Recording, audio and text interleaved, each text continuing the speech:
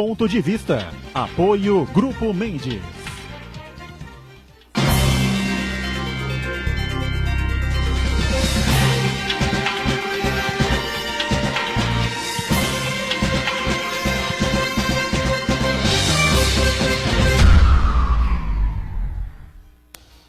Olá, estamos começando aqui mais um Ponto de Vista, você sempre conferindo conosco, acompanhando com a gente, de segunda a sexta, neste horário do almoço, né, 1h30 da tarde, sempre a tradição do debate político e da discussão dos temas que são importantes, que fazem a pauta aqui da cidade, da região e também a gente discutindo com você os temas de interesse nacional. Lembrando sempre de segunda a sexta também, aqui na Santa Cecília TV, 8 da noite, não é? Ontem, excepcionalmente, entramos com a reprise depois do futebol e hoje voltamos ao normal, né? Diariamente, reprise aqui às 20 horas, 8 da noite, portanto. Bom, uma série de questões importantes acontecendo aqui pela cidade, pelo país, não é? E que nos envolve a todos para a gente colocar em pauta e mostrar um caminho aí, qual é a saída, pelo menos uma das saídas, né, para a situação difícil que passa o país há tantos e tantos anos, né? Não só econômica, como área da educação também, enfim, não é? E tantos problemas que nós temos por aqui, não é? Prazer, a gente recebe o advogado e educador Fernando Saraiva, que participa aqui conosco nesta edição de quinta-feira do Ponto de Vista. Fernando, prazer recebê-lo, tudo bem com você? Tudo ótimo, o prazer é todo meu. Gostaria de agradecer ao Edgar, ao Aldo pelo convite, aos demais membros da mesa e a todos os telespectadores. E é sempre uma honra ser o portador aí do Movimento Regenera Brasil, que visa o desenvolvimento de cidadãos mais completos, instruídos e participativos. Muito bem, já falou aqui sobre o movimento, né? Movimento Regenera Brasil, e aliás tem até um livro aqui que a gente mostra daqui a pouquinho, né? E vamos falar bastante sobre esse tema e sobre outros tantos, né, que temos aí no nosso dia a dia. Fernando Chagas, hoje são dois Fernandos aqui, né? Você já percebeu, né? Fernando Chagas, cientista político, participa e colabora com a gente mais uma vez. Tudo certo aí, Chagas? Tudo, olá amigos, um abraço aos telespectadores. Já que se falou em Regenera Brasil, do meu xará Fernando, regenera o STF também, né? O ministro do STF, ele tem que ter ponderação, equilíbrio e isenção. Isso está muito difícil em determinado ministro do STF. Podemos até dizer Gilmar Mendes, né?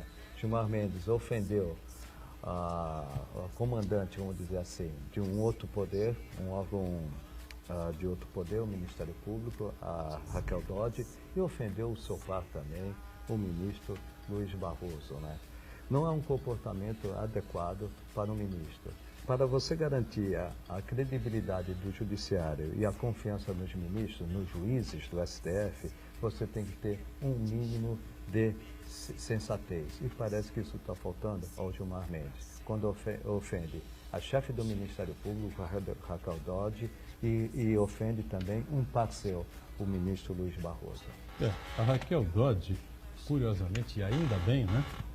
Ela assumiu com todo aquele mistério, né, a preferência do Michel Temer, e aquela história toda, o que ela vai fazer, né? Ela não digo radicalmente, né, mas tinha uma outra linha em relação ao Rodrigo Janot, que era o Procurador-Geral da República, extremamente polêmico, né, mas que serviu, sem dúvida nenhuma, para levantar uma série de pontos, uma série de situações aí, mas depois andou se atrapalhando aí durante a sua caminhada à frente da PGR, né? Não tinha muita dúvida com relação à atuação dela, me parece irretocável até o momento. Corajosa, não é?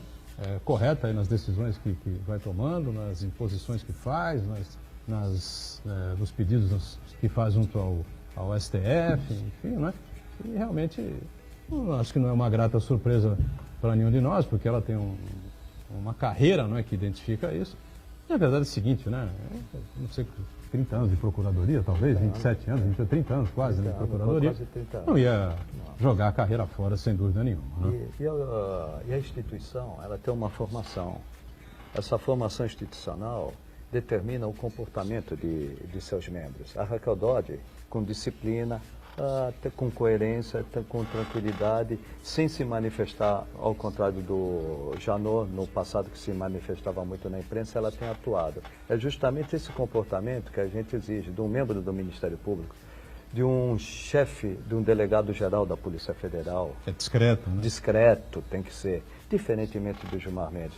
Não estamos discutindo aqui conhecimento do Gilmar Mendes jurídico. O conhecimento do Gilmar Mendes jurídico é irretocável. Porém, o comportamento está deixando a desejar por um STF. O STF ele tem que garantir, é um poder moderador, tem que garantir o equilíbrio dos poderes. E tal, ao contrário. Um colegiado ele tem que decidir como um grupo, como uma coletividade, como um colégio, e não individualmente. Fernando, e mais uma para o currículo, para acrescentar o currículo do Gilmar Mendes, foi que ontem à noite, literalmente na calada da noite, Gilmar Mendes teve um compromisso fora da agenda oficial de ambos, tanto do Gilmar Mendes como o presidente Michel Temer. Eles gostam disso. Né? E num momento delicado em que acaba de assumir a direção da Polícia Federal, um nome que o presidente Michel Temer tinha preterido, por considerar que é uma indicação da categoria, que teria muita independência no trato das investigações da Lava Jato, envolvendo inclusive o seu nome, preferiu colocar o outro, uma pessoa muito mais ligada a ele, indicação do ex-senador José Sarney, o Segovia, que todo mundo já percebeu a que veio, e já foi, passou um intervalo muito curto e já foi tarde. E que é Fernando também, né? Fernando Segovia. E agora, na calada da noite, teve uma conversa, vamos dizer assim, um pouco suspeita, né? Nesse momento tão delicado. Agora, o Michel Temer não aprende, né? Ele gosta das noitadas. A conversa deles deve ter sido assim, ó, o que vamos fazer? O bicho está pegando. Já está ardendo para o nosso lado. E aí, Santana, tudo certo por aí? Isso, tudo bem. Boa tarde a todos. Prazer receber o Fernando também. E eu quero cumprimentar você em especial, convidá-la a participar do programa, mandando sua pergunta, crítica, sugestão, pelo Facebook, Ponto de Vista com Edgar Boturão, ou por e-mail, contato@pondevista.tv.br. O Ponto de Vista é exibido também ao vivo pela internet, santaportal.com.br/tv. Os programas anteriores podem ser consultados também na internet, no nosso canal no YouTube, na nossa página no Facebook. E você que nos acompanha na reprise à noite, às 20 horas, uma boa noite. Pois é, acontecem coisas entre o final do programa, 12h30 da tarde, e o começo da reprise, às 8 da noite. Mas acontecem coisas também ao longo da madrugada, não é? Na nossa república balança, mas não cai, né? Que a gente se acostumou aí há tanto tempo. Está aqui o Jornal da Orla, edição desta quinta-feira sempre no formato tabloide, não é? Capital mundial do downhill, vai acontecer em Santos, a descida do Morro do Pacheco. Antes era no Monte Serra, né? E agora já 2 ou 3 provas aí vencendo no Morro do Pacheco. Está aí a manchete, então, Jornal da Hora circulando aqui nesta quinta-feira e no fim de semana, né? Formato standard, né? Bom, eu queria discutir um tema ontem, mas o tiroteio aqui foi de um tal modo excitante entre o Edmur e o José Pascoal Vaz, né? Mas foi interessante, o programa é legal, voltamos aí aos anos dourados, né? Da discussão política, do debate, enfim, né? E que era, evidentemente, 13 milhões de desempregados novamente, né? Deu uma caidinha, voltou a subir, acho que nunca caiu nesse número, né? Porque, afinal de contas, o IBGE não computa aquelas pessoas que não estão trabalhando, não estão empregadas. E não estão procurando. Mas que estão ali, vamos dizer assim, quebrando um galho, ganhando um troco ali com um parente. O bico. O Uber. O próprio Uber. Entendeu? Esse é outro tema para a gente discutir também na sequência, né? Porque a Câmara Federal acaba de repassar ontem, né? A decisão que os municípios, né? Que vão... Agora o bicho vai pegar, hein, Chagas? Os municípios é que vão decidir, não é? O que é que se faz aí com o Cabify. Então, Fernando, 13 milhões oficiais aí, 20 e tantos milhões aí de pessoas que estão desempregadas, na verdade, alguns conseguem bico, alguns conseguem trabalhar no escritório de algum amigo durante um período, enfim, consegue equilibrar um pouquinho a coisa, enfim, mas os 13 milhões aí estão no sufoco, né? Para quase tudo que vocês forem me perguntar, eu reputo a educação. Porque o desemprego, as matérias acadêmicas, curriculares que nós encontramos na escola, a gente não encontra empreendedorismo, por exemplo. E isso impede que pessoas que até têm boas ideias possam obter sucesso com relação a isso. E por essa maior razão da educação, da crise que existe, também surge por conta do empreendedor. Quando ele resolve empreender, ele parece que vira inimigo público número 1 por causa do imposto. Então isso também afeta muito o desemprego. Retomando o assunto, o Movimento Regenera Brasil justamente vem para a gente buscar somar forças para buscar uma reforma em todos esses sentidos, tanto no sentido educacional, como também no sentido dos impostos, das taxas tributárias que são imputadas a tudo isso. Porque na crise financeira agora que houve há 2, 3 anos atrás, eu encontrei muitos amigos meus empresários que precisavam demitir os funcionários por conta da crise e não podiam porque não tinham dinheiro. Para indenizá-los, né? Exatamente. Então, Aliás, isso acontece muito, né? Em Santos, muito. O empresário, ele Mas quer... parece que, antes de você começar a dar a sua explicação, a sua avaliação sobre isso, aquela coisa, parece, né, que a coisa ia melhorando, enfim, não, na verdade não está melhorando nada, né? Não, muito pouco. O PIB saiu hoje, foi publicado, né, o crescimento do PIB no ano passado de 1%. 1%, mas se tirar o agronegócio foi 0,3%. Quer dizer, se não fosse o agronegócio, que teve uma super safra que garantiu esse crescimento, nós teríamos um crescimento de 0,3%. Isso não garante o emprego. Aliás, uma das dificuldades que o novo presidente vai ter é justamente derrubar o desemprego. O desemprego ainda vai continuar, pelo menos até o fim do ano, nos 2 dígitos. Estamos em torno de 12%, 13% de desempregados. Vai continuar assim até o fim do ano e o grande desafio do próximo presidente, dentre outros, mas um grande desafio é recuperar o emprego. O emprego passa muito pelo que o Fernando falou, pelo que o Xará falou, né? A educação. Se é uma educação de qualidade... E nós não temos, né? Nós Pública não temos. Pública não temos. E mesmo às vezes a privada, ela dá apenas o formal. Não prepara até para o empreendedorismo. Não prepara. Para o empreendedorismo. Cada vez mais nós teremos o desemprego tecnológico, vem aí a inteligência artificial, que também vai substituir a mão de obra continuada, que sempre dependeu do ser humano, agora vem os robôs que vão fazer também muitas tarefas. Então, qual a saída? É educação e preparar a nova geração para a tecnologia e inovação. Porque às vezes o emprego não tem uma pessoa preparada para o emprego. Por quê, Fernando? Por falta da educação. Os parâmetros curriculares nacionais, né, que são criados pelo MEC, ele prepara o aluno para o vestibular, né, que é uma criação da ditadura militar. Então, 11% das pessoas que ingressam no ensino médio vão para o vestibular, ou seja, tudo que é ensinado nas escolas é dirigido para 11% dessas pessoas que vão prestar o vestibular. E mesmo assim, esses 11% de alunos só vão usar esse conhecimento uma vez. Qual foi a última vez que você usou raiz quadrada para resolver algum problema pessoal? No vestibular. No vestibular, né? Não usa nunca mais. Então, os parâmetros curriculares nacionais, a meu ver, é um mecanismo de alienação do cidadão, porque é muito mais importante ele aprender direito, ele aprender sobre mercado financeiro, ele aprender sobre empreendedorismo, ele aprender uma série de coisas que formam cidadãos para estarem preparados para a vida em sociedade. Em contrapartida, eles aprendem qual é a fórmula de reprodução dos plateuntes.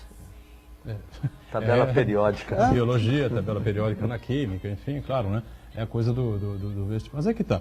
O Brasil partiu para um caminho, né, em que você tem universidades espalhadas, né, por todo o país, muitas delas sem a mínima estrutura. Universidades, vamos falar faculdades, né? Universidades você tem algumas aqui. Santos tem algumas, a Unisanta, tem a Unisantos, tem a Unimes, né?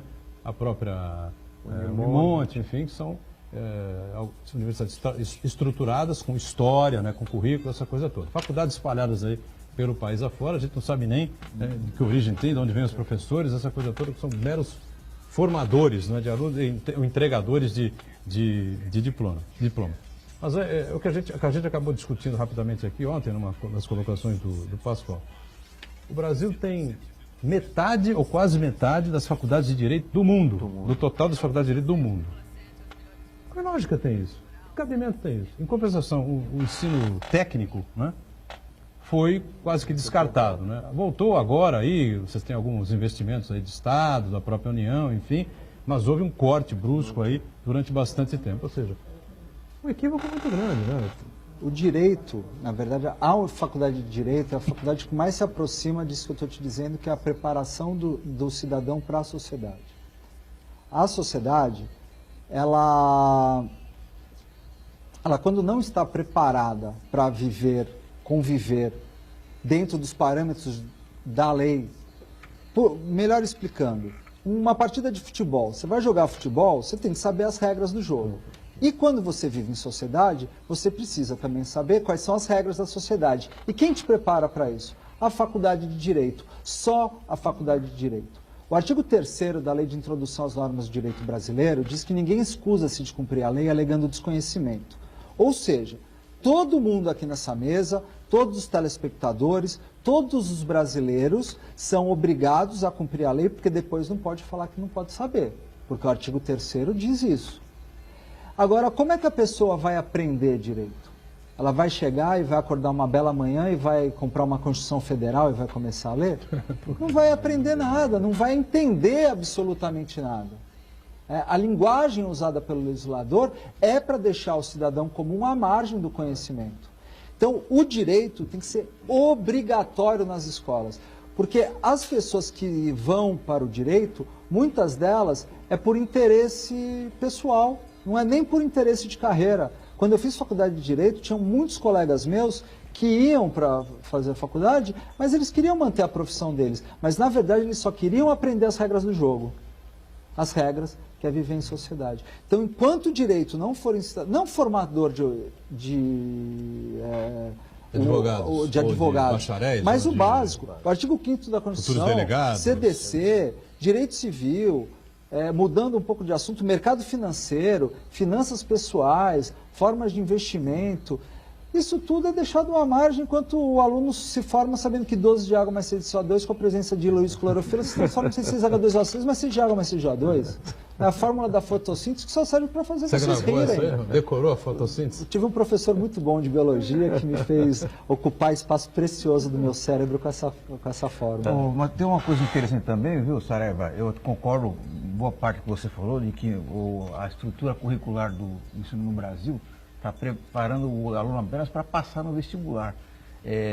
Na verdade, o que falta, uma parte desses conteúdos são completamente dispensáveis, mas tem uma parte que é fundamental também. Por exemplo, o que falta para o ensino brasileiro é fazer o aluno perceber qual é a relação entre aquilo que está no livro, aquilo que está na aula do professor, aquilo que tem a ver com o seu dia a dia. Porque, por exemplo, uma aula de biologia, ele pode estar falando de saúde pública, prevenção à saúde, né, métodos de contracepção, evitar contrair doenças, obter hábitos saudáveis, assim por diante. Uma aula de química e física pode ser aplicada a várias outras coisas no seu cotidiano, né? Até, por exemplo, no simples ato de você cozinhar, você está aplicando regras de química e física, né? O que falta realmente perceber quais são os ensinamentos que são completamente dispensáveis para o dia a dia do cidadão e acrescentar, valorizar aqueles que realmente são importantes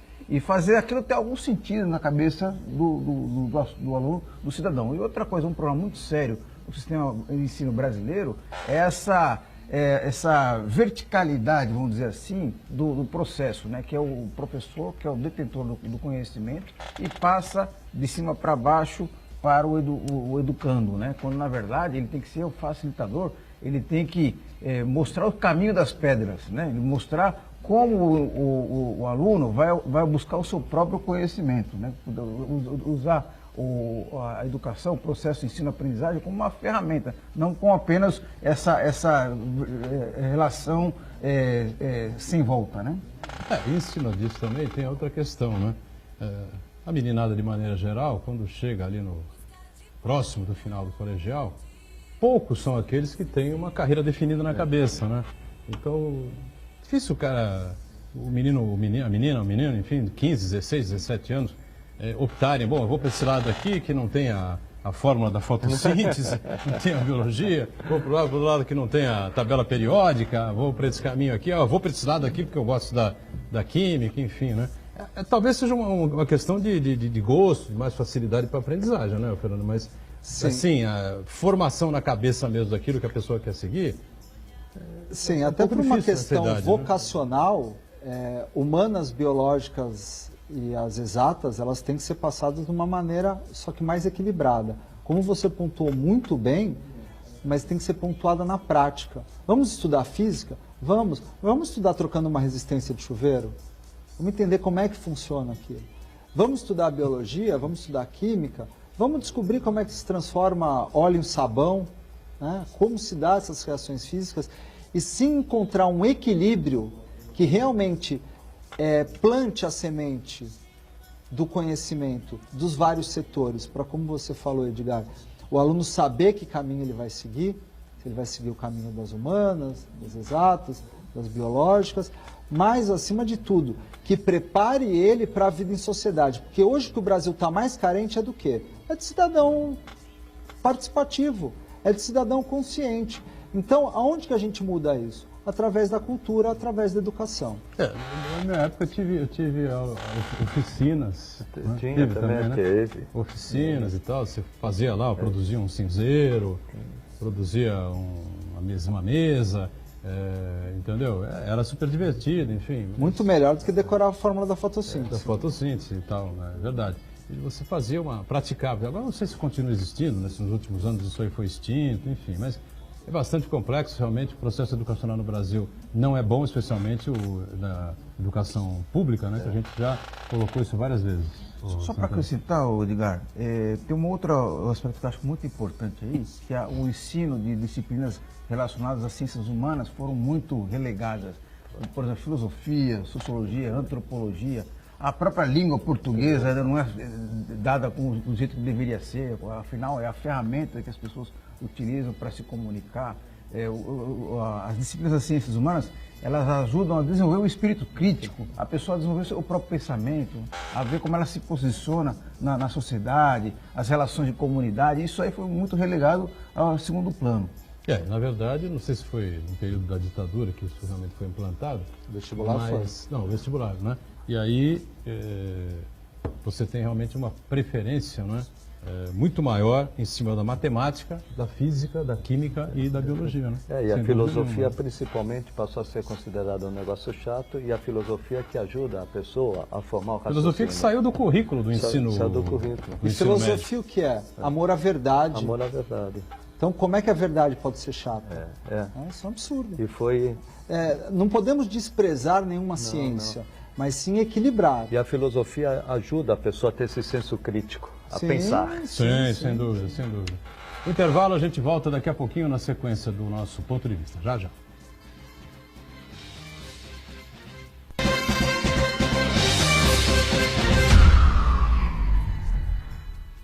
Existe um lugar em Santos onde você encontra os empreendimentos mais fascinantes da região. Um lugar amplo, aconchegante, feito para oferecer o melhor atendimento para você. Um lugar que reúne as melhores opções residenciais e comerciais nos bairros mais nobres de Santos. Um lugar que a gente nem precisava dizer, porque você já sabe. Central de Vendas Grupo Mendes, Rua Guaiaó 55, Aparecida. Venha fechar um bom negócio para abrir as portas do seu novo lugar. Você já pensou em fazer o tão sonhado curso superior com uma mensalidade que cabe no seu bolso, estudando em casa e na hora que desejar? Todos os cursos de ensino à distância da Unisanta receberam excelentes conceitos do MEC. Invista em sua formação profissional. Aproveite, matricule-se já e ganhe descontos. www.unisanta.br/EAD. Informações 3202-7199.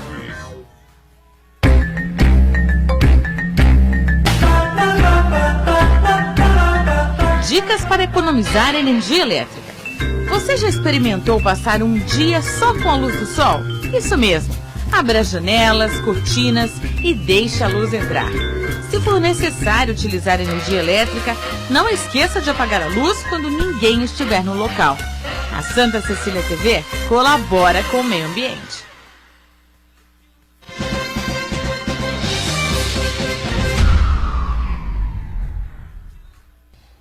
Muito bem, sequência aqui do nosso ponto de vista. O Fernando Saraiva está conosco, advogado e educador, Chagas, também o nosso Marcos Santana, não é? E a gente então entra aqui de cabeça no Regenera Brasil, o Guia do Cidadão Inconformado. Está aqui o livro, que é de autoria aqui do Fernando Saraiva, né? Quando é que você escreveu o livro, Fernando? Bom, o livro, eu comecei a escrever esse livro há 10 anos atrás, quando eu comecei a fazer as pesquisas para desenvolver o projeto Regenera Brasil voltado à educação. Eu fui fazer faculdade de pedagogia, depois de ter feito direito, justamente para implantar esses assuntos que eu acho de suma importância para a formação de cidadãos e que a gente não conta com esse tipo de assunto nas escolas. O lançamento desse livro foi agora no dia 21 de outubro, na Livraria Realejo, lá no Gonzaga. E as críticas que eu estou recebendo desse livro, as consequências desse livro é que estão sendo maravilhosas. Escutar de um desembargador, escutar de um médico, escutar de um grande empresário aqui da região, que esse livro deveria ser lido por todos os brasileiros, realmente me anima muito para dar continuidade a esse trabalho, que inclusive virou curso de extensão universitária aqui na casa. Você vai ter um curso aqui em Santa, né? Sim, a partir agora do dia 13 de março, as matrículas ainda estão abertas, vai ter o curso de desenvolvimento pessoal em cidadania, um curso de extensão universitária a nível de pós-graduação. Estão todos convidados a fazer, porque eu vejo que a melhor forma de protesto é aprender o que os governantes não querem que a gente saiba. Então, se a gente não for atrás de conhecimentos que possibilitem a mudança do nosso país, a gente vai continuar reclamando do boteco ou do sofá e nada vai mudar. Fernando, o Regenera Brasil, ele toca no quê? Política, economia, ética, moral, questões sociais, enfim. Qual o objeto do livro? O objeto do livro são todos esses. Na verdade, eu abordo a política suprapartidária, o Movimento Regenera Brasil é suprapartidário. Eu vejo os partidos políticos como um limitador na prática da política, porque eu como prefeito, eu posso vir com uma ideia genial que vai resolver todos os problemas do município, mas claro que o vereador da oposição vai falar que minha ideia não presta. E a mesma coisa contrário. Então, o princípio do Regenera Brasil é suprapartidário. E aí eu trato questões pedagógicas, eu trato de questões jurídicas, são todos assuntos voltados à prática do dia a dia do cidadão comum. Então, tem exemplos de Código de Defesa do Consumidor, como você pode aplicar isso no seu cotidiano. Direito Civil, como aplicar isso no seu cotidiano. Todas as ferramentas e mecanismos que todos os cidadãos deveriam empregar para nós fazermos efetivamente a nossa parte na mudança do Brasil que todos nós queremos. Na verdade, você tenta, então, desenvolver o conceito de cidadania na pós-graduação, até corrigindo uma falha que a cidadania deveria ter sido construída no ensino fundamental. Exatamente. O projeto Regenera Brasil Educacional, ele tem produtos desde a educação infantil, que é o desenvolvimento de virtudes, e vai passando para o ensino fundamental 1, também com o ensino de virtudes, o fundamental 2, com o ensino e a prática das virtudes através de primeiros socorros, através de ecologia e sustentabilidade, e continua para o ensino médio, que é entre economia e direito. Controle social, controle das contas públicas, como o próprio cidadão pode se tornar um fiscal, uma série de assuntos. Como o ensino médio, graças ao nosso MEC, que tem os parâmetros curriculares nacionais extremamente inchados para preparar o aluno para o vestibular, porque hoje a escola de ensino médio vende o quê? Percentual em vestibular, taxa de aprovação em vestibular. E como eu já havia falado no primeiro bloco, a porcentagem dos alunos que aproveitam esse tipo de conteúdo é mínimo. Tem um famoso por aí, né? Publica página inteira do jornal e tal, com a molecada lá toda pintada, todo ano é isso. Sim, exatamente, porque é isso que os pais procuram. Então, por não ter espaço no ensino médio, eu fui convidado a conversar com a professora doutora Maria Cristina, que cuidava da pós-graduação da USP, que foi trazida pela família Teixeira para cuidar da pós-graduação daqui da Universidade de Santa Cecília. E ela gostou do projeto e ela não só aprovou na íntegra os 6 módulos de desenvolvimento pessoal em cidadania, como ela pediu para que eles fossem, cada módulo fosse ampliados para 30 horas a aula, para realmente eles terem nível de extensão universitária, nível de pós-graduação. Legal, Santana.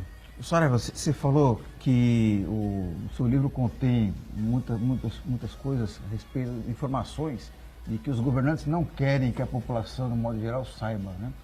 Na verdade, até um diagnóstico, já fizemos alguns programas aqui, que existe uma casta no Brasil, não só em termos de políticos eleitos, mas também de uma casta privilegiada no Poder Legislativo, no Poder Judiciário, no próprio Poder Executivo, que mantém uma série de privilégios e não querem ter esses privilégios arranhados.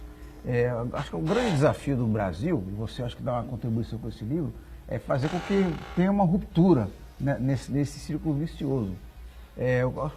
O grande desafio é como fazer para sensibilizar o maior número possível de pessoas no Brasil para acabar com esse círculo vicioso. Bom, Titãs já dizia, né? Desde os primórdios até hoje em dia, o homem ainda faz o que o macaco fazia. A educação sempre foi utilizada como ferramenta de manipulação. Na época dos homens das cavernas, se justificavam, porque as técnicas de guerra e de caça serviam para salvar a vida do seu clã, da sua família. Mas, desde então, a gente vê as cruzadas medievais, que depois veio a Companhia dos Jesuítas para tentar reestruturar a imagem da igreja. Na época da Revolução Industrial, acabaram abrindo a alfabetização e o contato com os números para grande parte da população, porque eles precisavam de pessoas que soubessem ler e escrever para as linhas de produção das novas indústrias. E hoje eu não vejo motivo nenhum da educação ter perdido esse viés de ser usado para ser manipulador das massas. É o que a gente já havia falado. Enche a cabeça do jovem que está cheio de fôlego, está cheio de esperança, está cheio de força e vontade de mudar o país, e enche a cabeça do coitado com inequação de terceiro grau com logaritmando. E como fazer para captar a maior parte das pessoas nisso? É através do livro, é através dessas oportunidades de ouro que vocês estão me dando para estar falando sobre o projeto, através das redes sociais. Eu preciso atrair não pela promoção, mas pela atração.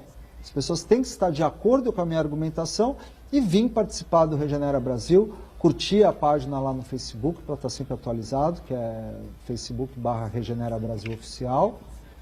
E aí a gente vai somando forças e aos poucos, sem pressa, sem estar muito preocupado lá com o resultado, a gente vai mudando a educação. Você tocou num ponto importante. A educação serve até para direcionar o pensamento político de um aluno. Há uma discussão imensa hoje. A escola, a universidade, tocando mais no ponto, a universidade sem partido, a universidade sem ideologia. Há alguns que criticam. Não é possível você fazer uma universidade sem ideologia. Outros dizem, você tem que ensinar sem ideologia. Há hoje essa briga muito forte entre os acadêmicos. Se você pegar na própria USP, há essa divisão. Uns entendem que os professores, em vez de dar matérias... História, por exemplo. História. Eles dão o quê? Eles dão, na realidade, ideologia. Outros dizem que não, nós estamos dando história, contando como ela foi. Não está contando como ela foi, você está dando a sua visão. O Felipe Pondé falava isso hoje na Rádio Bandeirantes pela manhã, eu estava acompanhando, né? Filósofo respeitável. Alguns dizem que tem um viés mais à direita, porque ele é um crítico do PT, enfim, essa coisa toda. Eu não considero, acho um homem inteligente, preparado, né? E tem uma cabeça muito aberta, né? E ele falava sobre isso, né? Que hoje já ocorre, né, nas principais faculdades do país, enfim, né? E os professores alinhados à esquerda, quase que 70%, 80%, disse ele, né? Que vendem aos alunos o golpe de foi 2015 ou 2016 que a Dilma perdeu o mandato? 15, né? O golpe em que 16. Nós estamos em 18. Agosto de 16, foi isso? Nós estamos em 18 já. Teria um golpe, teria sido um golpe contra a Dilma, por exemplo. E a gente sabe que legalmente, né, o processo foi cumprido rigorosamente, formalmente, né, todos os seus itens, o caminho foi corretamente percorrido, embora eu acho que o Temer tinha que ter saído junto, né? Eu falei isso 1 milhão de vezes, o Chagas é testemunha disso, tem que sair junto porque não vai virar nada isso aqui. E está aí o Brasil que a gente acompanha agora, né? Então, essa colocação do Chagas eu estou emendando aqui com essa colocação do Pondé, falando exatamente na questão de ideologia, né? Sim, a ideologia cada um tem a sua, na verdade. Eu não me permito me definir, porque eu acho que definição acaba me limitando. Eu acho que a metafísica também fala um pouco sobre isso, que nós não podemos nos limitar. Eu sou de direita, sou de esquerda, sou de centro. Na verdade, o ser humano ele tem que se adequar de acordo com o que é melhor para determinada sociedade em determinado período de tempo. Às vezes o socialismo ideológico possa funcionar para algumas pessoas e para outras não. O grande problema é o educador tentar imputar os seus pontos de vista, impor seus pontos de vista aos educandos. Como foi falado aí, eu não vejo o professor como uma pessoa que esteja acima, está só transmitindo conhecimentos a um vaso raso. Eu vejo o educador como uma pessoa responsável a fazer que o aluno pense por ele próprio. Trazer os fatos isentos de qualquer juízo de valor, para que o próprio aluno possa seguir o caminho dele, que seja de direita, de esquerda, de centro, que não se defina, que migre por todos esses, porque a sociedade ela é muito complexa. O ser humano ele é muito complexo. Não dá para dizer que eu serei de esquerda o resto da minha vida ou de direita o resto da minha vida, porque as pessoas inteligentes, elas mudam constantemente de opinião. Pessoas intransigentes é que sustentam seu ponto de vista acima de qualquer suspeita, acima de qualquer outros fatos. Até porque o dia a dia, a vida é uma coisa dinâmica, né? Isso gera um orgulho extremamente perigoso, né? Eu bater no peito e falar assim, não, eu sou o dono da razão, isso está certo e isso está errado, sem analisar os fatos a fundo, isso que acaba se transformando o quê? No holocausto, isso acaba acontecendo o quê? Nas violências, nas manifestações, em brigas de torcida, isso tudo é por conta do quê? Do orgulho que as pessoas não conseguem se enxergar como um ser humano mutável, um ser humano pensante. Agora, Fernando, no meio de tudo isso, né, existe a nossa realidade nua e crua do dia a dia que estamos vivendo, a situação extremamente difícil da economia do país, a enorme dificuldade das pessoas se colocarem, uma faixa aí de brasileiros que tem uma dificuldade enorme, 17, 18, 19, 20 anos, até os 25, 27 anos de idade, de se colocar no mercado de trabalho, né, uma dificuldade muito grande para isso. E estamos aí vivendo uma violência inimaginável, né? Praticamente de norte a sul, de leste a oeste, e o governo cria o Ministério da Segurança. Acho que não é da Segurança Pública, é o Ministério da Segurança. Da né? Segurança. Ministério da Segurança, coloca lá o Raul Jungmann, enfim. Aliás, o que o Raul Jungmann ganha de mídia nos últimos tempos me deixa já com um elefante atrás da orelha. Dá para ser candidato? Não sei, sabe? É só ver o olhinho dele brilhando, né? O olhinho dele está brilhando nas entrevistas. Mas o pior é o seguinte, viu? Ele vai bem, viu? Vai bem. Ele toma posições firmes e é um cara que é bom de mídia, eu não sei. O Bolsonaro, a primeira medida foi bem simpática, foi trocar o diretor da polícia. E o Bolsonaro não está gostando. Não nada. E aí o Exército vai para a rua, no Rio de Janeiro, enfim, pode ir para a rua no Espírito Santo, pode ir para o Ceará, pode ir para o Rio Grande do Norte, a gente não sabe direito o que vai acontecer. Existe um momento aqui para ser combatido. E o Regenera Brasil é uma semente, né, que está sendo plantada para um país a futuro. É isso? Bom, eu uma nunca coisa uma coisa, vi... outra coisa outra coisa. É isso que eu estou perguntando. Sim, eu nunca vi apagarem fogo com gasolina. Ao meu ver, a violência sempre vai gerar mais violência, enquanto não houver na educação de base a transmissão de virtudes.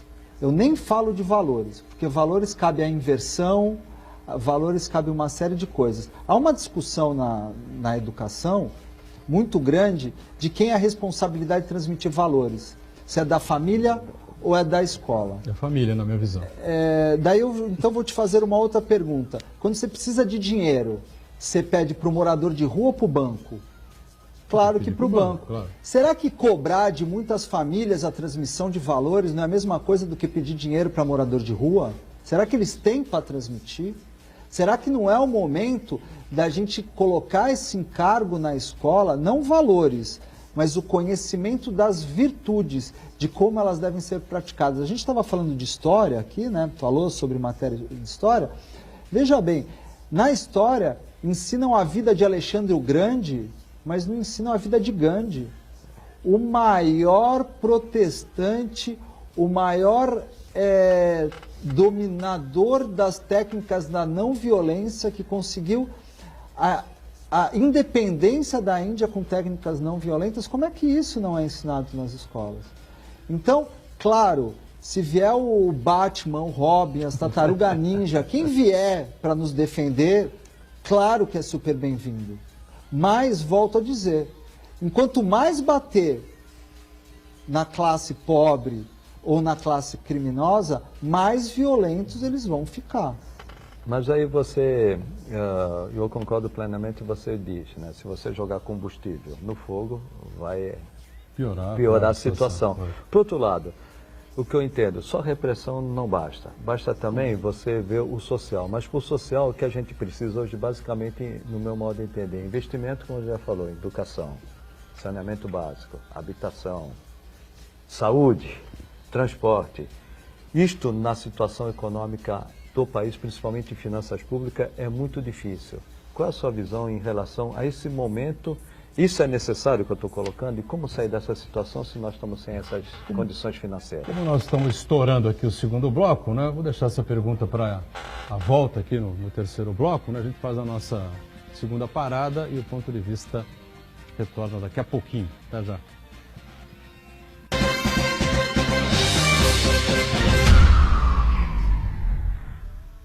Existe um lugar em Santos onde você encontra os empreendimentos mais fascinantes da região. Um lugar amplo, aconchegante, feito para oferecer o melhor atendimento para você. Um lugar que reúne as melhores opções residenciais e comerciais nos bairros mais nobres de Santos. Um lugar que a gente nem precisava dizer, porque você já sabe. Central de Vendas Grupo Mendes, Rua Guaiaó 55, Aparecida. Venha fechar um bom negócio para abrir as portas do seu novo lugar.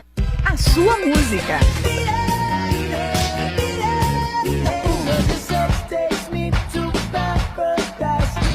A sua notícia. 107,7 Notícias. O seu locutor. A sua promoção. Ligue agora 3234-1077. Participe você também e ganhe muitos prêmios. O seu cantor. A sua rádio. 107,7. Santa Cecília FM. Santa Cecília TV no canal 52.1 HD. Se você ainda está com dificuldade de sintonizar a Santa Cecília TV em alta definição pelo sinal digital, você precisa escanear os canais da sua TV através da autoprogramação no seu controle remoto. É bem simples e você sintoniza os nossos programas com qualidade digital, de imagem e som, sem pagar nada por isso. Santa Cecília TV 52.1. Escaneie e sintonize a maior programação regional da sua TV em alta definição.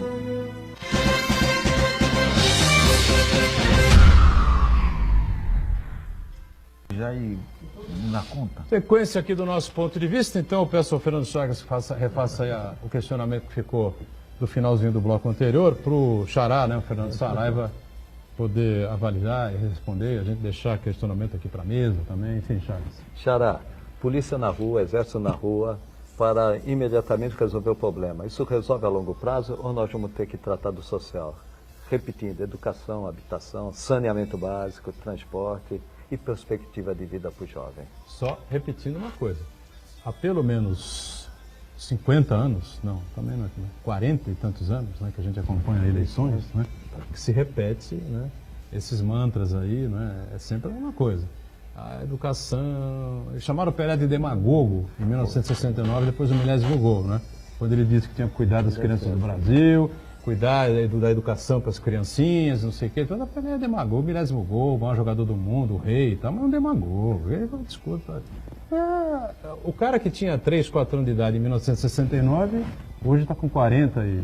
Né? 40 alguma coisa, né? 40 e... 50. Lembrar a frase do Darcy Ribeiro, o maior antropólogo brasileiro, reconhecido pela comunidade científica internacional, disse, se não investir, isso ele falou há 30 anos atrás, mais ou menos, se não investirmos em escolas hoje, Vamos construir presídios. Não conseguiríamos construir presídios para abrigar todos os presos que vão prender. Tinha também, o Darcy Ribeiro tinha uma ligação muito próxima com o Brizola, né? Ele foi secretário, né? Ele criou o idealizador do conceito do CIEPS, né? Escola em Tempo Integral, né? E o CIEPS acabou, era uma grande novidade, mas acabou, não sei, acho que... Em seguida veio o Moreira Franco, que acabou com o CIEPS, porque no Rio de Janeiro, até hoje é ponto de referência, hoje são as carcaças, as ruínas, são pontos de referência que são chamados de brizolões. Onde fica tal lugar? No Brizolão, perto do Brizolão. Mas vai ver lá é uma ruína, né? Que era o antigo CIEP. Isso mesmo. Diga, Fernando.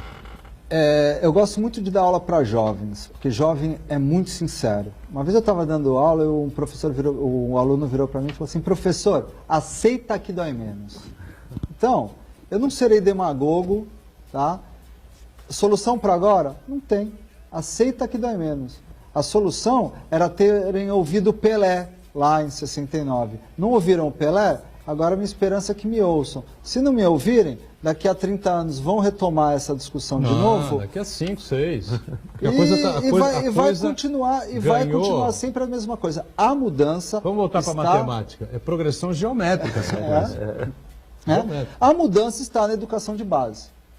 Tem que pegar a criancinha lá e começar a ensinar para ela virtudes, para quando ela crescer ela estar um pouco menos contaminada, para depois ela cuidar do filho dela, para o filho dela ser um pouco menos contaminado, porque educação é um processo. E o brasileiro ele é muito imediatista, não tem respostas rápidas para nenhum problema brasileiro. Agora estamos em anos... Alô, bolsonaristas, aqueles que me criticam aí, que eu ataco o Bolsonaro, essa coisa toda por aí, o Bolsonaro faz exatamente o contrário do que está pregando aqui o Fernando. Não há solução fácil para problemas difíceis, para problemas complexos que vêm de anos e anos e décadas, né? E claro que a questão básica para tudo é realmente, o Pascoal Vaz tem uma certa razão no que ele coloca. É essa gigantesca, né, distância, distribuição de renda e distância social. É uma questão de contenção. A gente tem que manter a nossa sociedade habitável. E para mantê-la habitável, a gente tem que colocar a polícia na rua, o exército na rua, o que for possível para ser mantida a segurança. Agora, a solução efetiva só através da educação. E não a educação que é praticada hoje. É a educação que forme cidadãos. Qual é a maior reclamação de todo brasileiro? Não é a corrupção? Corrupção. Como é que se combate a corrupção? Violência. Como é que se combate a corrupção? Com honestidade. Então, enquanto não criarmos jovens honestos, e eu estou falando isso, eu, por exemplo, não sou honesto. Porque quando eu estou na Europa, eu atravesso na faixa de segurança. Aqui não. E isso é o meu acesso. Quando eu trabalhei numa instituição de caridade, fazer um paralelo rápido bem interessante. As monitoras da creche, quando chegavam os pães de queijo, elas pegavam os pães de queijo antes dos alunos. E aí eu fui falar para uma das monitoras, ela falou assim, mas um pãozinho de queijo só. E eu fui fazer o cálculo matemático de quanto significava um pão de queijo para a folha de pagamento da época da casa. E significava 0,0001%. Era isso que significava. E eu fiz o cálculo do PIB mensal brasileiro. Sabe quanto é que era para um deputado roubar R$1 milhão à época? 0,0001%. O que muda? O acesso. A monitora de creche tem acesso ao pão de queijo? Ela metia a mão no pão de queijo. O deputado tem acesso ao 1 milhão, ele mete a mão no 1 milhão. Vide a pesquisa da Folha de São Paulo em 2005 para 2006, quando estourou o mensalão, né, que você tinha mais de 70% dos brasileiros contra aquela prática, porém, assumindo que se tivessem oportunidade, provavelmente fariam o que era feito. Diga, Santana. O problema de segurança pública, a gente pontuou muito bem que é uma questão de processo, de mudança de paradigma, mas existem algumas medidas pontuais que podem ser feitas para amenizar a questão, né? Muita gente gosta de falar da intervenção militar, chamar o Batman, não sei o que vai resolver, né? Mas eu acho que os militares podem sim ser valorizados e colocados nas fronteiras do Brasil, né, para evitar o tráfico de armas, tráfico de drogas, o descaminho, que é o material contrabandeado, mercadorias contrabandeadas, que acaba atacando o mercado formal da economia brasileira, né? Então, se o Exército for valorizado nesse aspecto de controlar nossas fronteiras, aí sim, não vai resolver, logicamente, mas um bom passo vai ser... 17 mil quilômetros de fronteira seca. Eu disse no Roda Viva, o ex-capitão do BOPE, que hoje é palestrante, enfim, e que atuou, não sei se atua ainda, no jornal local da Globo Rio de Janeiro, enfim. Então, que seria humanamente impossível você fazer a fiscalização completa, enfim. Os Estados Unidos não conseguem fazer a fiscalização com o México, vem aquela história do muro. Isso é verdade, mas, por exemplo, agora, alguns meses atrás, eu lembrei... Seria mais correto para você fiscalizar as rodovias, né? Eu lembrei aqui, com mais intensidade, anterior, acho que uns 2 meses atrás, nesse pacote de contenção de gastos do governo federal, tinha um posto da Polícia Federal na fronteira do Brasil, no estado de Mato Grosso, com a Bolívia, alguma coisa assim, que só funciona em horário comercial. Quer dizer, o contrabandista, o traficante, falou assim, opa, lá eu posso passar... depois das 19 horas eu posso passar, que é livre acesso. Ele tem que ter um expediente também. Esse tipo de coisa que não pode acontecer, né? Que nem as delegacias nossas aqui, né, que tem essa situação que a gente acompanha aí, que no final de semana não funcionam, e algumas funcionam das 8 da manhã às 8 da noite, né? Ou às 8 da manhã às 6 da tarde, ou às 7 da noite, enfim. Mais ou menos o horário comercial também, quando ia funcionar 24 horas para a pessoa ter possibilidade de registrar lá o boletim de ocorrência, enfim, né? E o pior é que os boletins de ocorrência, a cada 10, 2 seguem, né? E tem os seus casos aí resolvidos, enfim. Fora aquelas centenas e tantos casos que não são registrados. Talvez 10% dos casos que acontecem são registrados em BO, e desses BOs, a cada 10, 2 ou 3, tem os casos solucionados. Ou seja, um percentual, é o tal do 000, qualquer coisa aí que o Fernando levantou há pouco. Mas, Fernando, você falou do 0001, ou para o político, ou para o cidadão comum, né? Eu vou lá e pego o meu pãozinho de queijo, né? Mas o brasileiro hoje, ele está indignado com a corrupção, principalmente dos políticos. Chegou à exaustão, mesmo ele sendo também um potencial corrupto, né? Coisas bobas, podemos chamar assim. Mas ele está... Mas é o que o Fernando falou, né? É questão de onde você está e aonde a mão alcança. Né? Se ele tivesse lá, talvez alcançar, mas ele está na exaustão. Tanto que a economia sempre balizou a disputa pela presidência da República. Dessa vez a corrupção. Dessa vez não é a economia que vai decidir uma eleição, mas sim se aquele é ficha limpa ou ficha suja. O brasileiro cansou da corrupção. E a segurança, hein, E a segurança também. Essa sua colocação é maravilhosa, que nós vivemos o momento mais rico da história do país. Há 10 anos atrás era inimaginável a gente ver políticos e empresários de alto escalão sendo presos. Então isso é um progresso. Sem dúvida. A indignação da população também é maravilhosa. Sócrates, quando perguntado qual era o melhor caminho para se tornar uma pessoa feliz, ele falava da frase que estava esculpida no oráculo de Delfos, que diz: conheça-te a ti mesmo. Então, essa indignação da população, fatalmente, vai levá-la, através da dor, a buscar o autoconhecimento e a buscar ferramentas para elas poderem assumir o protagonismo da mudança que todo mundo quer. Porque o maior problema é a sensação de impunidade alheia. O maior problema é de você não conseguir fazer, de você não ter as ferramentas necessárias para poder agir, a sensação de impotência. Eu acho que o mais incomoda a população brasileira é a sensação de impotência, de querer fazer e não saber o que fazer. Então, sem querer puxar a sardinha para o meu lado, já puxando, você é um cidadão inconformado, você quer fazer a sua parte na regeneração do nosso país, leia meu livro, venha fazer o curso na Unisanta, porque realmente trazer essas ferramentas para a pessoa olhar primeiro para ela e encontrar dentro dela quais são suas habilidades e competências que possam ser colocados em prática. Para cada um fizer um pouquinho para um Brasil melhor, se cada um tirar uma bituquinha de cigarro da praia, a praia vai ficar um brinco. Se cada um fiscalizar um pouco o colega, no caso aqui que eu usei para ilustrar das monitoras de creche, se uma olhar feia para a outra, fala, poxa, para as crianças, né? Sem estar preocupada em criar indisposição e sim se posicionar pacificamente, mas não de forma passiva, aos pouquinhos a coisa vai melhorando, mas é um processo. É um processo longo, sem dúvida nenhuma, e nada fácil, né? A gente tem que enfrentar isso com muita coragem, muita dificuldade. Aqui foi falado aqui, né? No momento há que ter uma atuação firme e forte. Agora, na questão do combate ao crime, essa coisa toda, tem um lado econômico também que é muito grave, né? O crime hoje ultrapassou completamente essa coisa só do... o cara não tem emprego, vai pegar... Hoje as pessoas os caras já estão até procurando, entendeu? Porque a questão econômica é terrível. O narcotráfico o que é? É uma organização empresarial. Empresarial. Hoje é. Uma organização internacional. Sim. Empresarial. E Por não quê? adianta, Boturão, matar o cabeça, que logo tem o vice.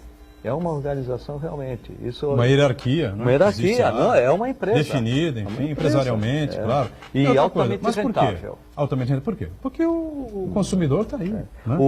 O jovem, não sei se o Fernando concorda, o jovem ele não tem perspectiva nenhuma.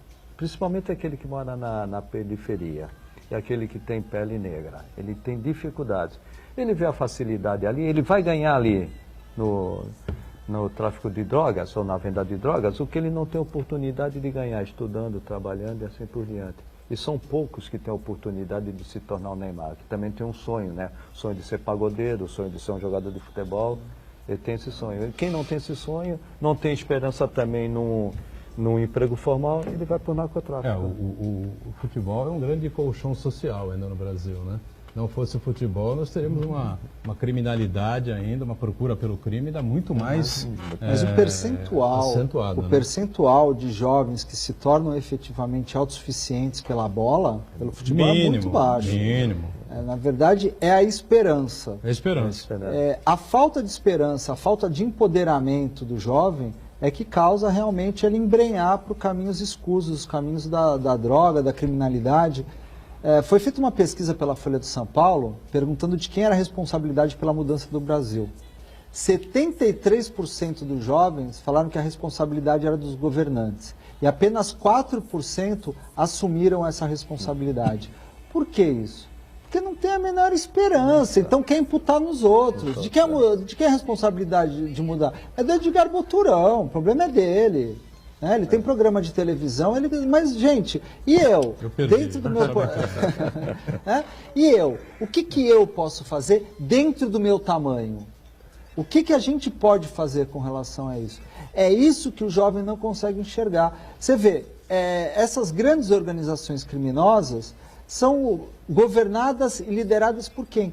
Por crianças que estavam vítimas da violência, só que são extremamente inteligentes, capacitadas, empreendedoras, e é isso que é um Fernandinho Beiramar. É o fruto de uma genialidade dentro. Não dá para falar que o Marcola, que o Fernandinho Beiramar não são pessoas que, se colocadas à frente de grandes empresas, fariam essas empresas baterem todos os recordes.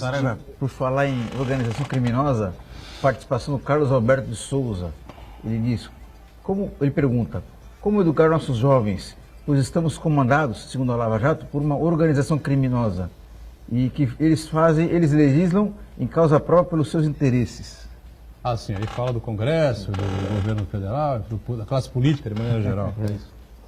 Com a base que eu imputo com as virtudes.